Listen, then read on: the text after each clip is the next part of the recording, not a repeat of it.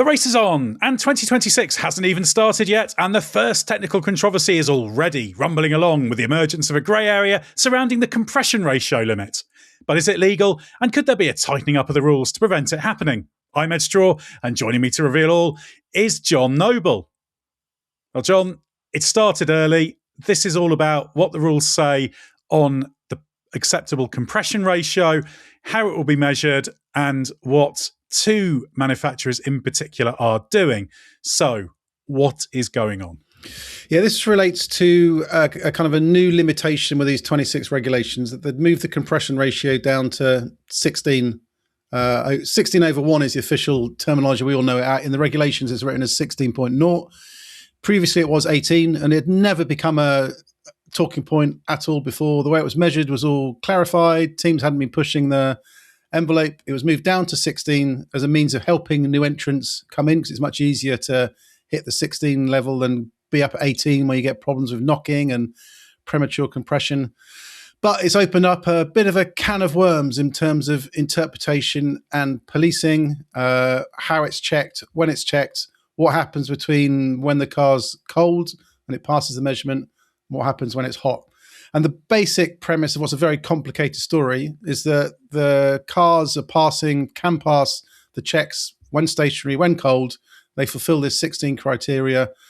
But through some clever design concept that we don't know what's happening, whether it's thermal expansion, whether it's the use of specific components that maneuver, whether it's phase-changing technology, any of this element, nobody is sure. But that compression ratio changes. It gets pushed up towards somewhere between 16 and 18. We don't know if it's 18, it's 17, it's 16.5, but it goes up and the gains are significant. A source told me that their analysis shows that if you get your compression ratio compared to 16, if it's running 18, that's worth 10 kilowatts. It's about 13 horsepower, but that works out 0.3, 0.4 seconds per lap.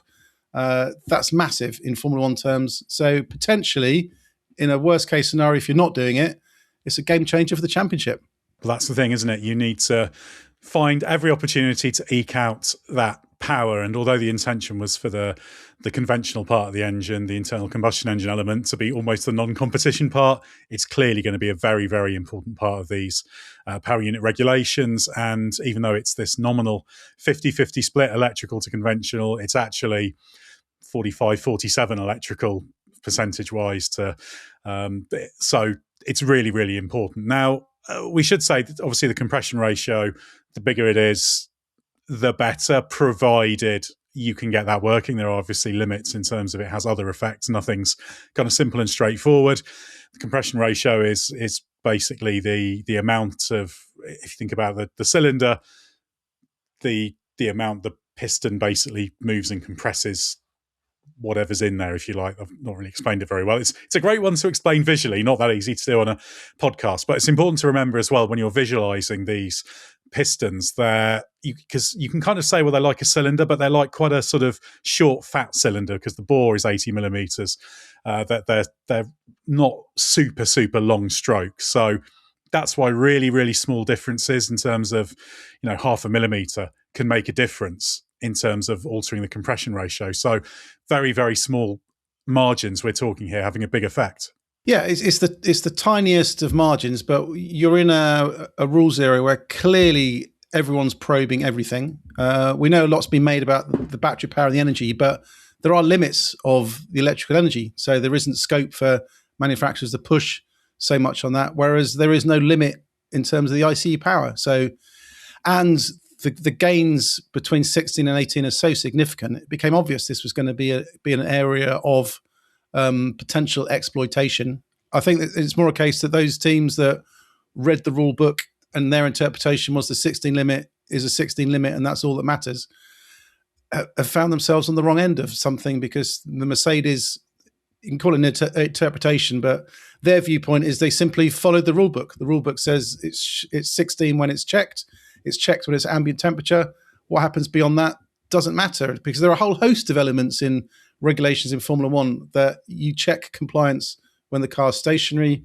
We can talk about wing flexibility. We can talk about tire pressures.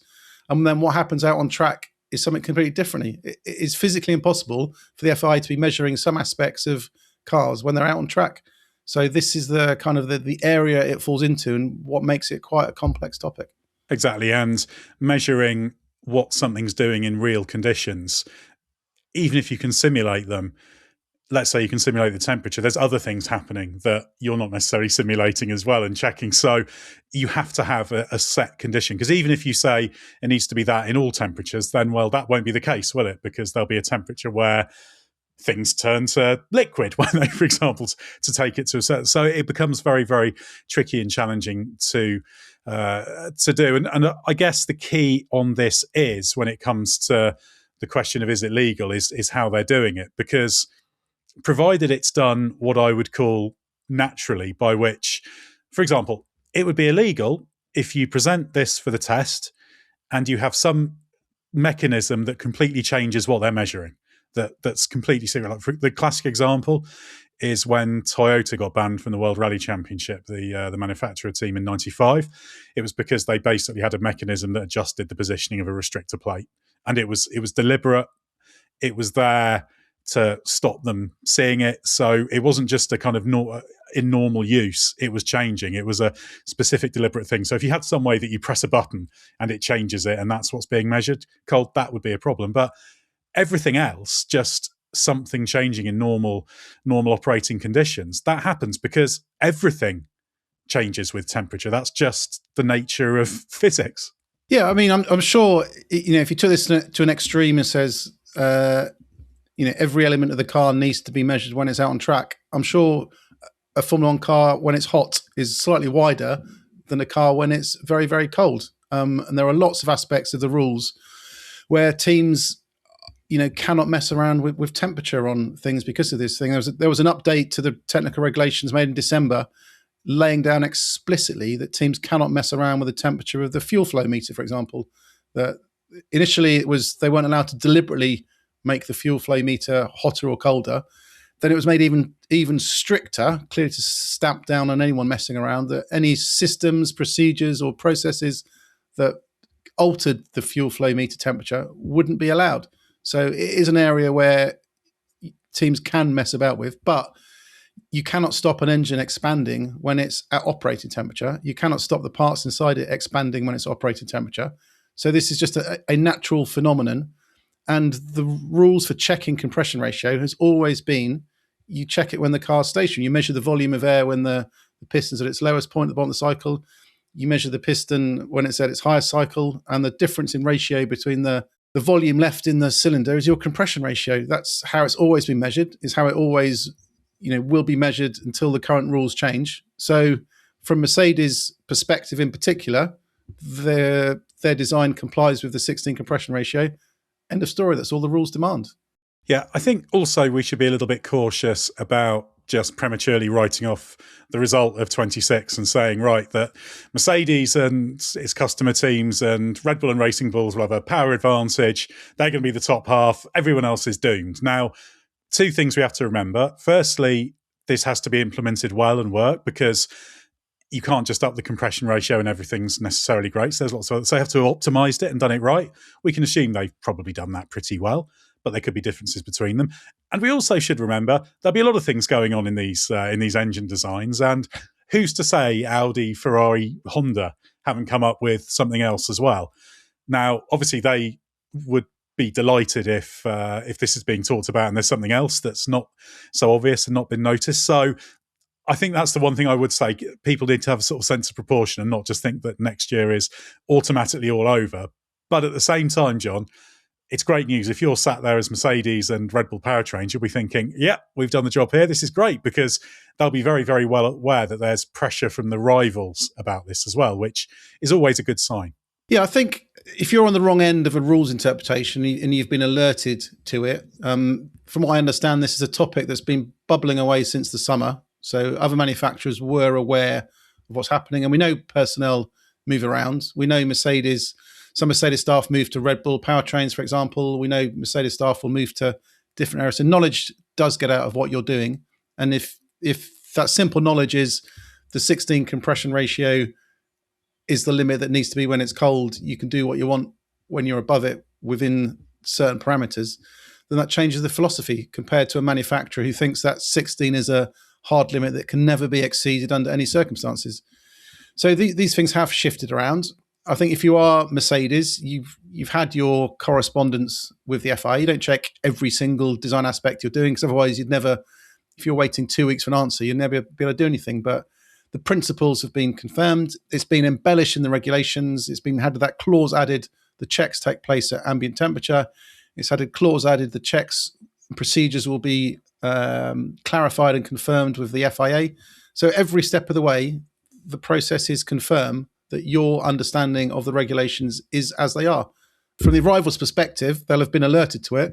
They've done their calculations. They've told them this potential fear of 0.4 seconds. And you can't change your engine overnight. These are things that take weeks, months. Someone told me if you started from scratch now and wanted an engine that had a compression ratio that was 16 at cold and pushed up to 18 when hot, you'd effectively be starting again, and it's something that can only happen for 2027.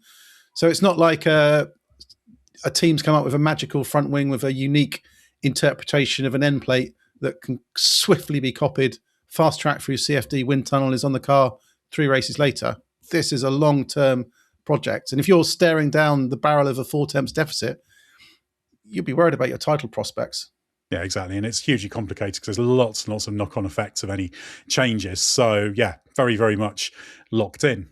John, as we've mentioned, there's a lot of politicking going on about this. So what could happen in the short and the long term about this? Is the FIA potentially going to make immediate changes? Are they going to make downstream changes? Where exactly are we in terms of the back and forth over this?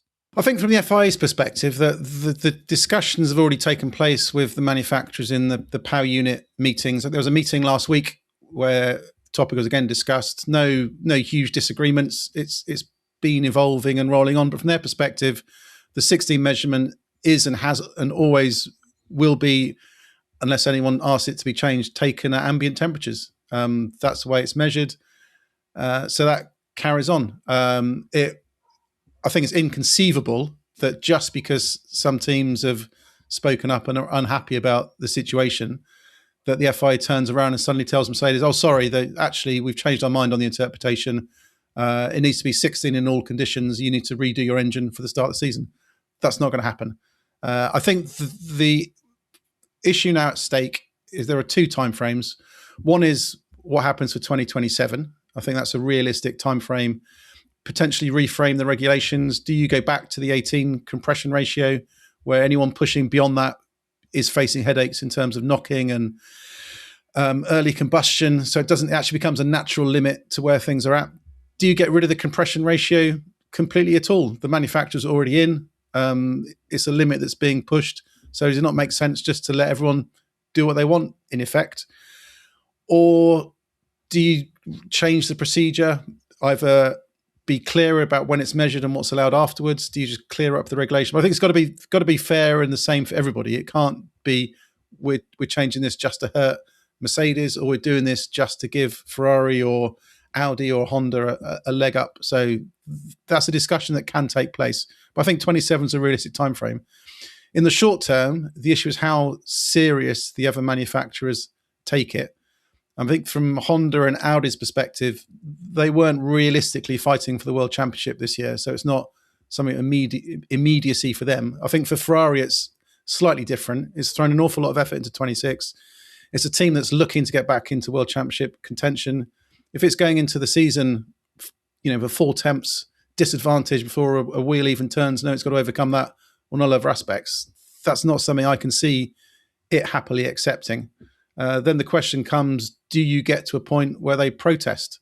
Their protest argument is that there's a clause in the technical regulations, I think it's 1.5, that demands car must follow comply with regulations at all times during an event. So their argument is that any car that's running with a compression ratio higher than 16 isn't complying, therefore is illegal, therefore that's grounds to protest. But if you do that, the can of worms that opens up is incredible, because you'd be then protesting people on tyre pressures. You'd be protesting people on, if tyres are compressing in corners, then can you protest that tyre's illegal? When parts are flexing and stressing, when bouncing over curbs, is that illegal?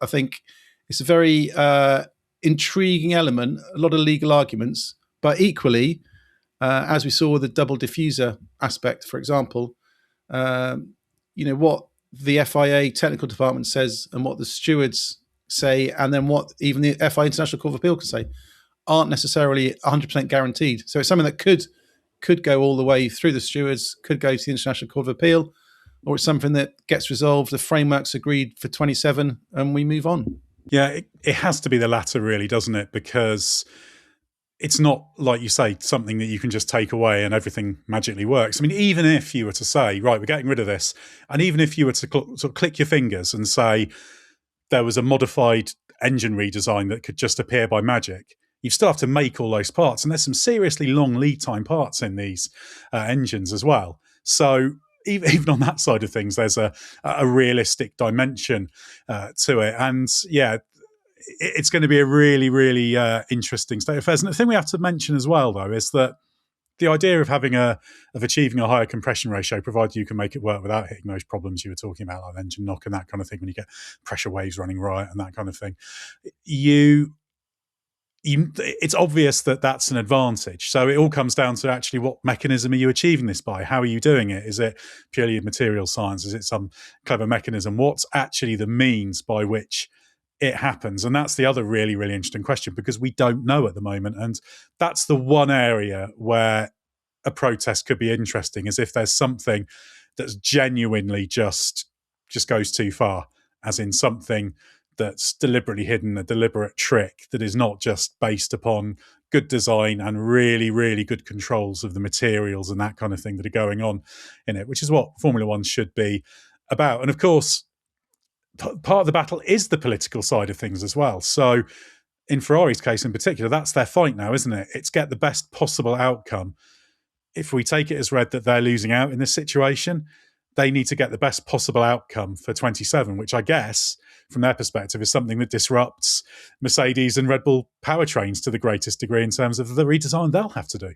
It could be a case also that a protest is used, not necessarily to get Mercedes disqualified or to change the results or affect things for 26, but just to get the technology out in public, because you'd be force Mercedes to explain things to the FIA.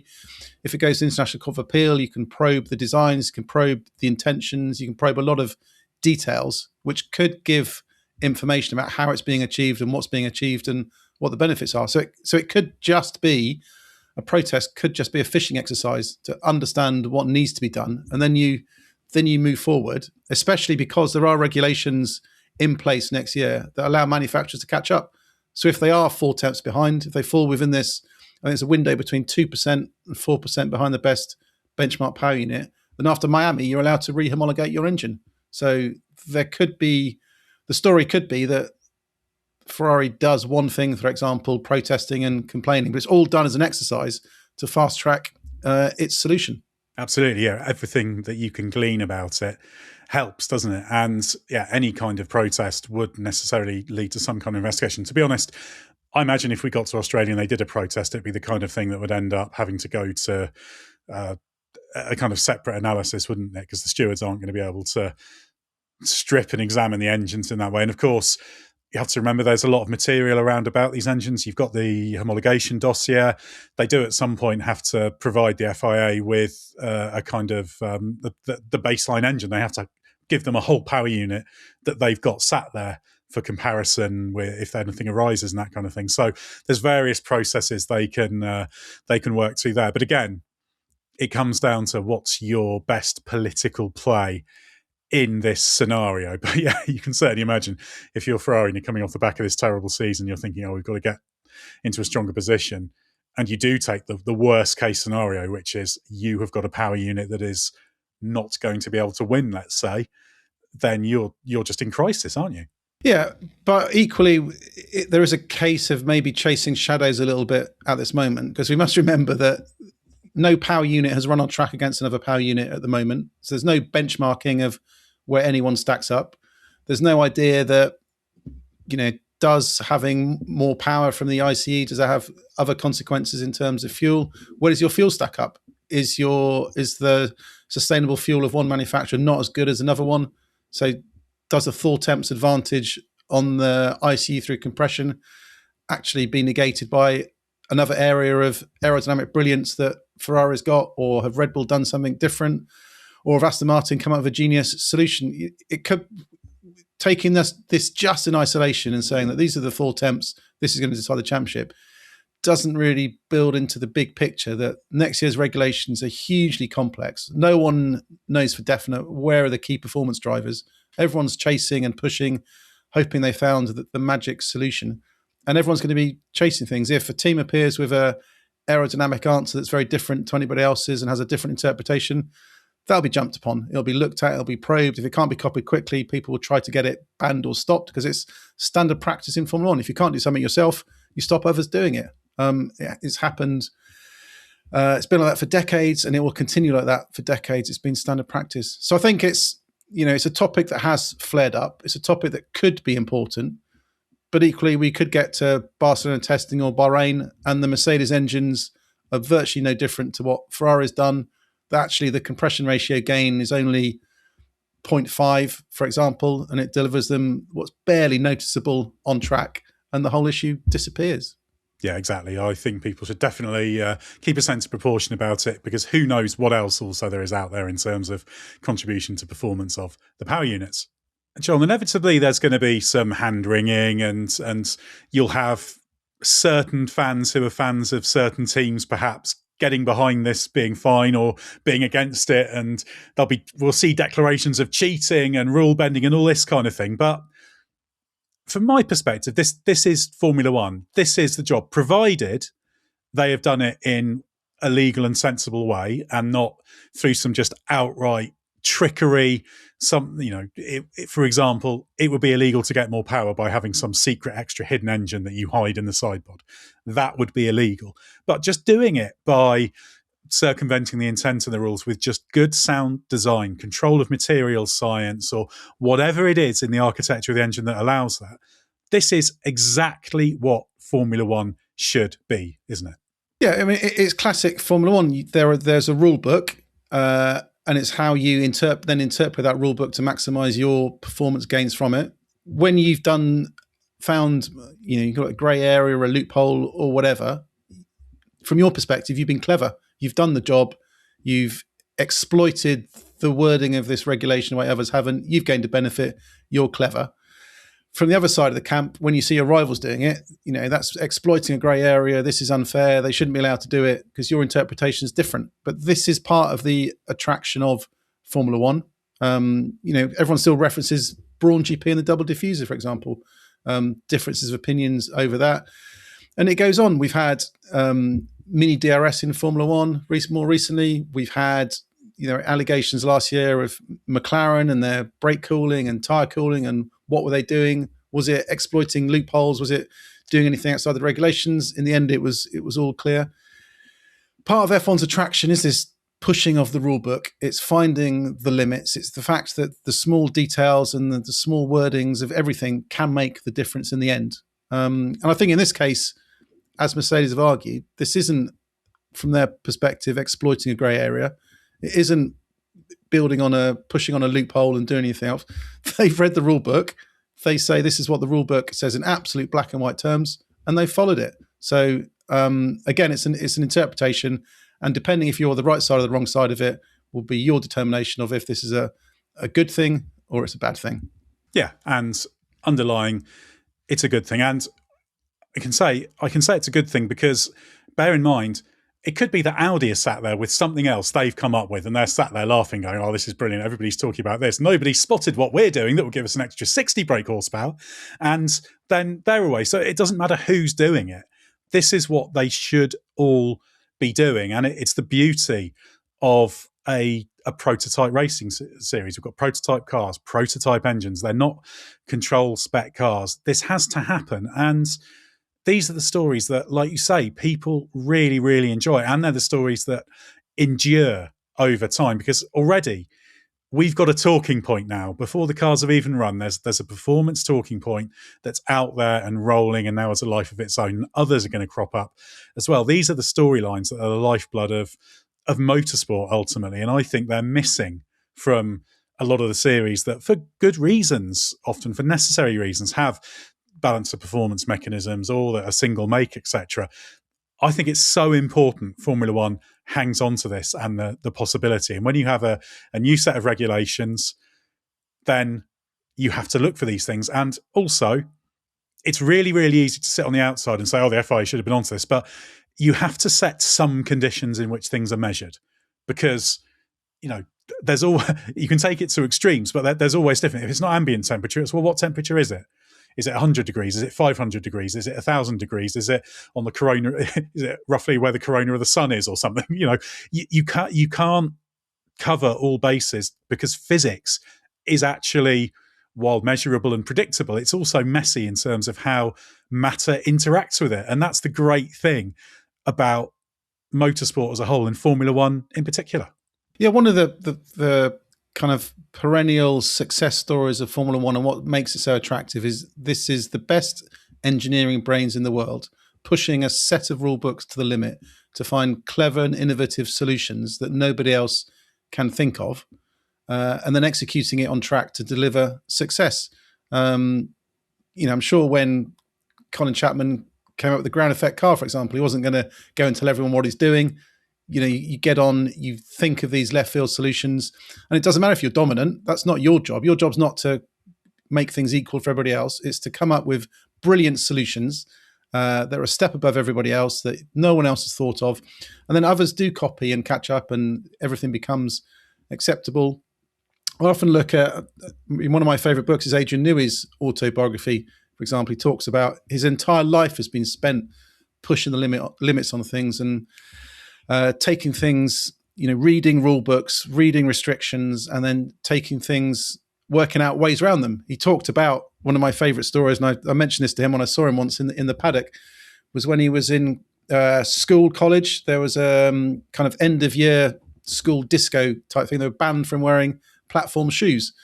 So the school imposed a limit in terms of the distance between the how much clearance there was with the platform shoes. So what he did was then got an insert made down the middle of his shoe, which basically followed the restriction. So the bottom of the shoe was a certain distance from the floor, but actually he could still wear his original shoes. It was all fine. He got away with it. So this is the mindset that designers should have. It's reading the rule books, finding ways to get performance from them, pushing the boundaries, and just pushing on and on and on and on and on. And it's what makes Formula One so attractive. And this is just one other area, and I'm sure this isn't going to be the last. I'm sure this topic has flared up now, but we're going to have more that are going to come up in January. There'll be more from the first test. There'll be more from the Bahrain test. There'll be more from Melbourne, and it's going to rumble on, because there's going to be so many divergent viewpoints on all aspects of these cars: the power units, the batteries, the energy deployment, the recharging, the aero, the active aero. There'll be lots of elements. In the end, things will converge, and the best solutions will be drawn in. Some will be protested, some will be complained, some will be copied, but we will end up with, at the end of it, a Formula One full of the best cars with the best solutions, designed by the best brains, and those engineers are digging even more into the regs to try to find better ways around previous restrictions. Yeah, and that's absolutely as it should be. We all want exciting, dramatic racing and lots of people in the mix for race victories and multiple drivers in a championship battle. But, well, two things. One, we know that if you try and artificially create that, it's actually quite hard to do in a satisfying way. And two, if you want that to count for something, if you want it to matter, you've got to leave the door open for an entity to dominate, because it's not a genuine sporting competition if you're forcing that. And that's why these great seasons leap out in our minds. And we don't know whether 26 is going to be one of those seasons, or when it's going to be a season, whether it's going to be a season that's talked about in terms of dominance. This, as we sit here now, this feels like the biggest deal in the world, but it could end up being like the smallest footnote in the story of this 26 season and the engine development. We don't know yet. That's what makes it so fantastic, because it'll evolve and the picture will build and build and build and build and build. And these are all the little strands and threads and the little technical bits and pieces that will build up. And in 12 months' time, we'll have understood so much about what's going on and look back at now and think, God, we knew nothing then, because it hasn't played out yet. And that's what I'm looking forward to so much, particularly in the early months of next season, learning about more things like this, working out what it really means, whether it is really a magic bullet that means Mercedes and Red Bull powered cars are going to have the edge or not. That's the joy. And I think I'd like fans as well to enjoy that as well. And I think many do, even if the price you pay for that is, do you know what? Someone might be 2 seconds a lap faster than anyone else, because you've got to make that allowable and accessible and possible for it to matter. It's absolutely critical that F1 maintains being a meritocracy, that it should always be about the best drivers evolve towards the best cars run by the best teams, that then over the course of 24 races, they end up winning the championship. And if a team is cleverer than another, if it comes up with an interpretation of the regulations that's different to somebody else, but the FI says, yeah, that's fine, we accept that interpretation, then it shouldn't be they're then told, oh no, actually that's giving you 2 seconds advantage, we need to stop you from doing it. It should actually be, this gets rewarded, it's up to the others to catch up, even if it means some short-term pain, even if it means you've got half a season where one team is guaranteed to win every single race. Eventually the others catch up, eventually the others work the gains out, eventually they come back. Look what happened this season at the start of the year. We're talking about McLaren were going to win every race. They were so far ahead at the start of the year. It didn't happen. Go back to 23, it's the same story or 24 and 23, same story. Red Bull were going to absolutely max everything out and never be catchable, and they were finished until the end of this rule set. It didn't happen. Dominance happens. Dominance is part of Formula One. It might be boring when you're living through it at the time, but you come to appreciate what it's about, and it actually becomes the foundations of a great competitive Formula One, because when the others do catch up, it's genuine, it's a proper meritocracy, and it means the battle evolves and changes, and those small details count, and that's what decides wins.